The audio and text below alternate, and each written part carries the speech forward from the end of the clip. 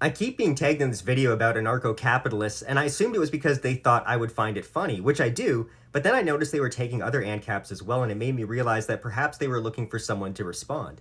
The reason it made me laugh was because in the introduction, he's talking about how restrictions are holding back these profound evils. He mentions the prevention of a general widespread phenomenon that is destructive to people's minds and to many people's bodies.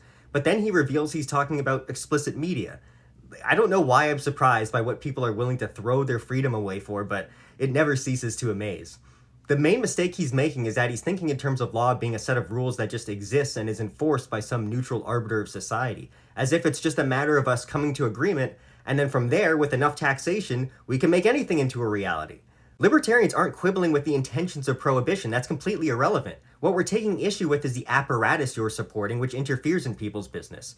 The second reason this video made me laugh is that the caption at the top perfectly captures his attitude. It's so ironic. He's saying that aggression is moral as long as he feels it's aimed at something bad. He's completely ignoring the immorality of the means he's using to stop the bad thing. The honest comparison would not be a world with explicit content versus one without it. It would be a world without prohibition versus a world with prohibition. The comparison shouldn't be the harms of people using mood-altering substances versus not using them. It should be the harms of allowing such behavior versus the harms of prohibiting it.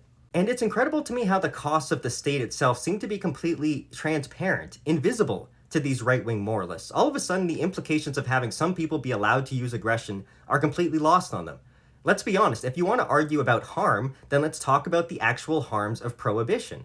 Prohibition fuels the black market, leading to gang violence, cartels, and entire shadow economies run by organized criminals. It destroys the rule of law by encouraging selective enforcement and corruption. It fills prisons with non-violent people, often disproportionately poor and minority, at taxpayer expense. It justifies vast surveillance apparatuses, civil asset forfeiture, and no-knock raids that terrorize innocent people. It empowers the police state, erodes civil liberties, and fosters a culture of informants and fear.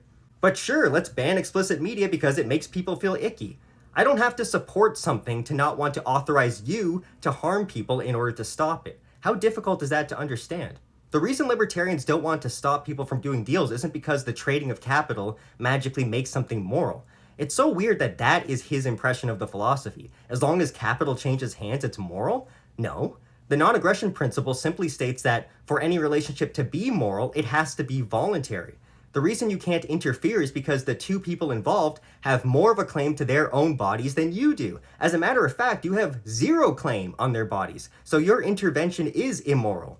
How can you say it's moral to prevent people from selling services to someone else when everyone involved is a consenting adult? Again, I don't have to approve of it. I just acknowledge there is no justification for using aggression to stop it. So really, this creator is the one who believes he can pick and choose what is moral. Claiming it's fine to use aggression as long as it stops people from making dirty movies is not moral.